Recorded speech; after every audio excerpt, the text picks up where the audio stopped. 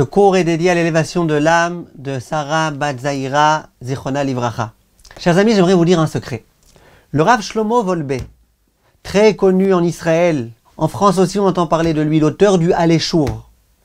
Rav qui a transformé la vie à des milliers de personnes, qui a éduqué des milliers d'élèves et qui a fait de très grandes choses dans sa vie. L'un des grands tzadikim de la génération. Ce Rav-là, il a écrit un livre qui s'appelle le Aléchour. Aléchour, tome 1.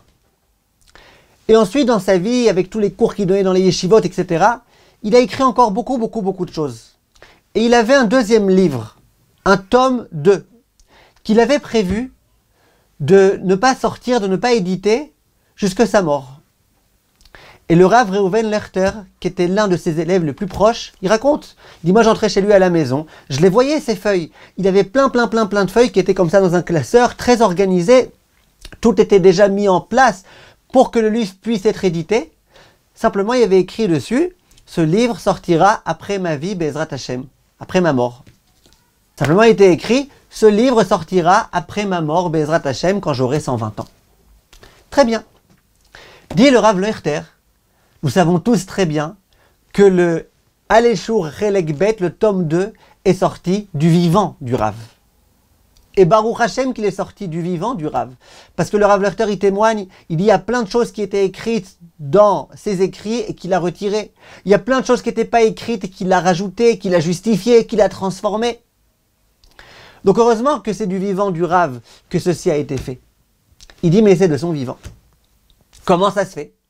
Pendant des années, le Rav avait tout prêt et il dit non, je ne veux pas l'éditer maintenant. Qu'est-ce qui est arrivé que d'un coup il a décidé de l'éditer? Dit le Rav Lechter, c'est très simple. Son fils Yenki devait se marier.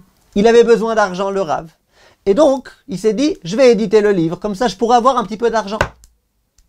Alors bien évidemment, quand on entend ça, on est choqué. Le Rav Wolbe, qui écrit un livre tellement puissant, qui va aider tellement de gens, il écrit ce livre parce qu'il a besoin d'argent. Mais attendez là, on n'est pas en train de parler de n'importe qui, on est en train de parler d'un très grand Talmid Chacham. Alors comment ça se fait? Mais en fait, mes chers amis, l'idée elle est très simple. Dieu, il nous dirige, tout un chacun. À l'époque, on avait des prophètes qui pouvaient nous dire toi, ce qu'Hachem attend de toi, c'est d'écrire un livre. Toi, ce qu'Hachem attend de toi, c'est d'éditer ce livre. Toi, Hachem, il attend de toi que tu l'édites pas maintenant, que tu l'édites plus tard. Bref, à l'époque où on avait des prophètes, eh ben, on pouvait très bien savoir ce que Hachem attendait de nous. Au jour d'aujourd'hui, il y a plein de gens qui se prennent pour des prophètes, mais il n'y a plus de prophètes. Hachem, il doit malgré tout nous indiquer ce qu'il attend de nous. Eh bien, quelquefois, Hachem, il envoie des signes. Et parfois, ce signe, c'est quoi? C'est le fait que l'homme ait besoin de Parnassa. Le fait que l'homme ait besoin de gagner sa vie, le fait que l'homme doit marier son fils et qu'il a besoin, ça fait que, déclic, l'homme d'un coup, eh ben, il comprend. Maintenant, ce qu'Hachem attend de moi, c'est. Ça veut dire, en d'autres termes, que le Rav, dans un premier temps, il pensait que ce qu'Hachem attendait de lui, pour des raisons que j'ignore, c'était d'éditer ce livre plus tard, une fois qu'il serait mort. D'un coup, il se dit, j'ai besoin énormément d'argent, je dois marier mon fils, j'ai pas le premier sou. D'autre part, j'ai quelque chose qui est déjà prêt, et qui pourra être vendu, qui pourra être apprécié. Bezrat Hashem, ce sera un best-seller du monde du Moussar.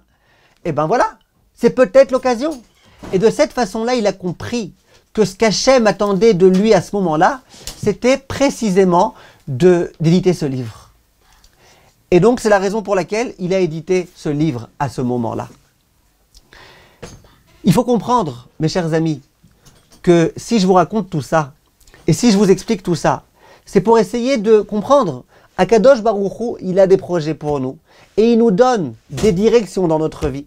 Et il attend qu'on puisse accomplir cette volonté-là. Le Rav Lechter, il précise quelque chose d'intéressant. Il dit, c'est quoi la Parnassa? Nous, on parle de Parnassa. Gagner son argent. C'est quoi Parnassa? Parnassa, en général, on dit, c'est avoir de quoi manger. Mais c'est pas vrai. Parce que si quelqu'un il a eu un grand héritage et qu'il ne travaille pas, il peut dire, moi j'amène la Parnassa. Non. Si quelqu'un il passe son temps à jouer au jeu de hasard et puis que comme ça il gagne de l'argent, on peut appeler ça une Parnassa? Non. La Torah elle dit que cet homme-là, Eno osek bishuvo shel olam, il fait rien de bon pour les gens qui sont autour de lui, pour le monde. C'est quoi la Parnassa? La Parnassa, ça fonctionne comme ça. Je sens que le monde a besoin de telle et telle chose. Il y a quelque chose qui manque dans le monde. Et je sais que moi, j'ai les capacités de combler ce manque. J'ai suffisamment d'intelligence, suffisamment de ceci et cela. Je peux combler ce manque. Et je sais que ce manque-là, les gens ils seront prêts à payer lorsque quelqu'un viendra combler ce manque. C'est ça, Parnassa. Parnassa, c'est pas simplement tu gagnes de l'argent. Gagner de l'argent, c'est au passage. Ça veut dire que parfois, Kadosh Baruch Hu, il fait que je sente que j'ai besoin de faire ça pour que le monde fonctionne. Si j'avais pas besoin d'argent, je l'aurais peut-être pas fait. Donc, puisque j'ai besoin d'argent, je fais quelque chose qui était nécessaire. Mais c'est ça la Parnassa. La Parnassa, c'est faire quelque chose, comprendre ce qui manque au monde et savoir que moi, j'ai de quoi l'apporter, venir l'apporter. Et évidemment, gagner de l'argent parce que les gens, ils payent pour cette chose-là. Mais c'est ce qu'il a fait le Rav Wolbe. Et quand j'ai raconté ça à ma femme, elle m'a dit, heureusement alors que le Rav Wolbe a eu des problèmes d'argent pour marier son fils. Heureusement! Parce que sinon, il n'aurait pas sorti son livre. Et regardez combien de gens ont progressé grâce à ce livre. Allez, chaud, Chelek Bet. Retenons ces idées, mes chers amis, et sortons de notre esprit que forcément, soit c'est 100% les Shem Shamaim, soit non. Qui te dit que ça s'appelle pas les Shem Shamaim? Qui te dit que lorsque je sors un livre, à un moment précis, parce que j'ai compris que c'est maintenant qu'il fallait que je le fasse, parce qu'Hachem m'a demandé, qui m'a dit que ça s'appelle pas les Shem Shamaim? Ça s'appelle les Shem Shamaim. Kalto, mes chers amis, et à bientôt.